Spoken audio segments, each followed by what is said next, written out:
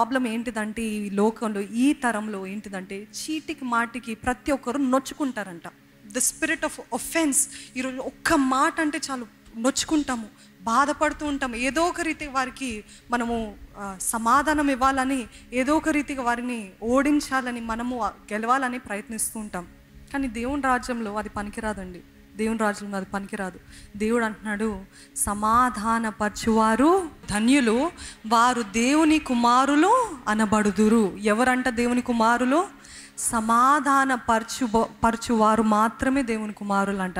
Blessed are the peacemakers. ఈరోజు దేవుని కుమారులు కుమార్తెలను గర్వంగా చెప్పుకుంటాం, కానీ are you the peacemaker in your family? మీ కుటుంబంలో సమాధాన పరిచేవారు ఉన్నారా? ఇంకా లేకపోతే చిచ్చులు పెట్టేవారు ఉన్నారా? గొడవలు పెట్టేవారు ఉన్నారా? బైబిల్లో రాయబడి ఉంటుంది ఏంటంటే, ముసలమ్మ ముచ్చట్లకు చోటు ఇవ్వకండి.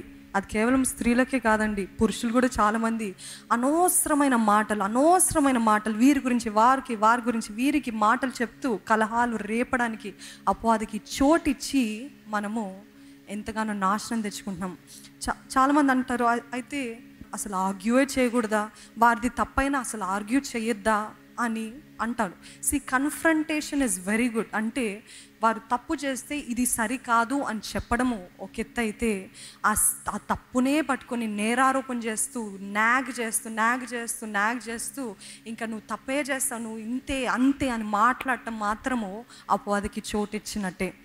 It's fine if you confront, it's fine if you show them that you are wrong. ఒకసారి నువ్వు తప్పుగా మాట్లాడవు అంటే దానికి కూడా చెప్పే విధానం ఉంటుంది, దాన్ని ప్రవర్తించే విధానం ఒకటి ఉంటుంది. కానీ చేసింది తప్పు అని గొడవకు వచ్చినట్టు చెప్తే అక్కడ అవతల ఉన్న వాళ్ళకి ఇంకా కోపం అంటే ఇద్దరు కోపం ఎక్కువైపోయి ఇంకేమవుతుంది? ఫిజికల్ అటాక్స్ అయిపోతుంది. ఇవన్నీ చెప్పేది కూడా అపవాదికి తలుపు వేసేమని. అందుకని ఆ రోజు ఐగుప్తు దేశంలో ఆ మరణదూత వెళ్తున్నప్పుడు దేవుడు అంటాడు, ముందుగానే మోషేతో చెప్తాడు ఏంటిదంటే, ప్రతి ఒక్కరూ వారి తలుపులు మూసుకోవాలంట. తలుపులు వేసుకొని ముందుగానే గొర్రెపిల్ల రక్తము రాసి తలుపులు వేసుకోవాలి. ఆ మరణ దూత దాటిపోయేంత వరకు ఎవ్వరు కూడా తలుపులు తెరవకూడదు. తలుపులు తెరుస్తుంటే ఏమై ఉండేది? దేవుడు ఆజ్ఞ. ఈరోజు ఈ వాక్యము చదవం కదా, అపవాదికి చోటు ఇయ్యకుడి అంటే అపవాదికి తలుపు తెరవకండి అని అంటే, ఇందాక చెప్పిన రీతిగా మరలా మనమే తలుపు తెరుస్తూ, ఏంటయ్యా ఈ నాశనం, ఏంటయ్యా ఈ ఫెయిలియర్, ఏంటయ్యా మా కుటుంబంలో ఆశీర్వాదం లేదు, ఏంటయ్యా ఈ అప్పులు, ఏంటయ్యా ఈ వస్త్రహీనత, ఏంటయ్యా ఏది చూసిన సమృద్ధి లేదు, అన్నీ కూడా అడుగండిపోయిన స్థితిలో ఉన్నాము. ఆశీర్వాదం ఊరికే రాదండి. ఎక్కడైతే సమాధానం ఉంటుందో, ఎక్కడైతే ఐక్యత ఉంటుందో, ఎక్కడైతే ఆనందము, ప్రేమ, అనురాగం ఉంటుందో అక్కడ ఆశీర్వాదం ఉంటుంది. హల్లెలూయా. నమ్మిన వారు మాత్రమే హల్లెలూయా చెప్పండి. ఎక్కడ ఐక్యత ఉంటుందో అక్కడ ఆశీర్వాదం ఉంటుంది. ఐక్యత లేని ఎడల అక్రమము. there won't be a blessing.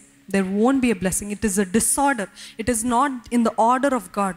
If God has to bless you, everything has to be in order. ఒక క్రమముగా ఉండాలి. ఒక క్రమం ఉంటుంది దేవుడు ఆశీర్వదించాలంటే.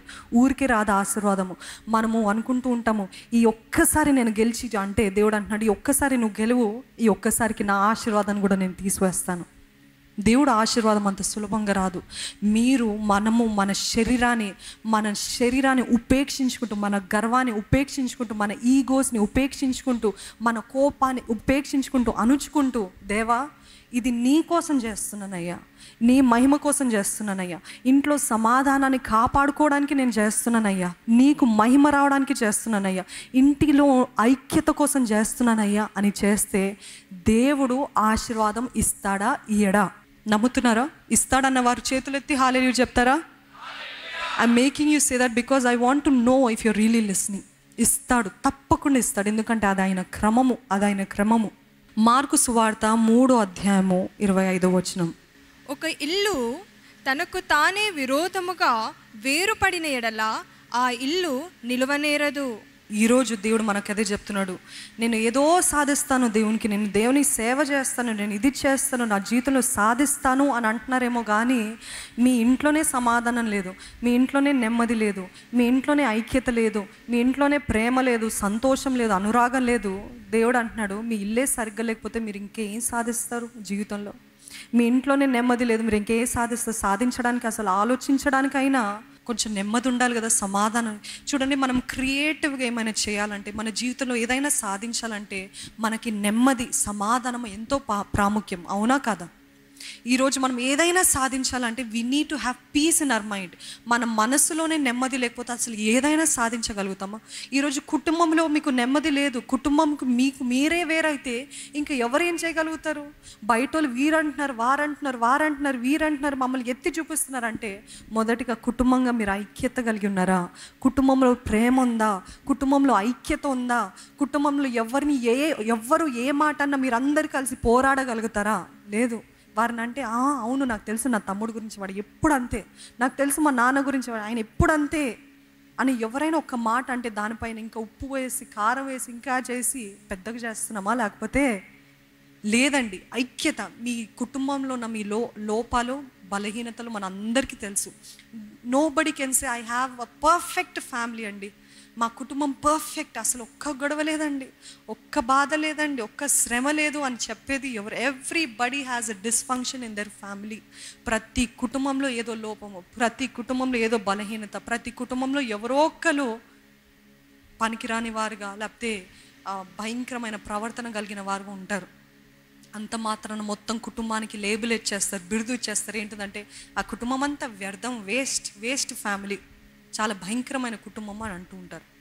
కానీ ఆ కుటుంబంలో ఐక్యత ఉంటే ఎంతమంది ఎన్ని మాటలు అన్నా ఆ కుటుంబాన్ని ఏది కూడా కదిలించలేదు.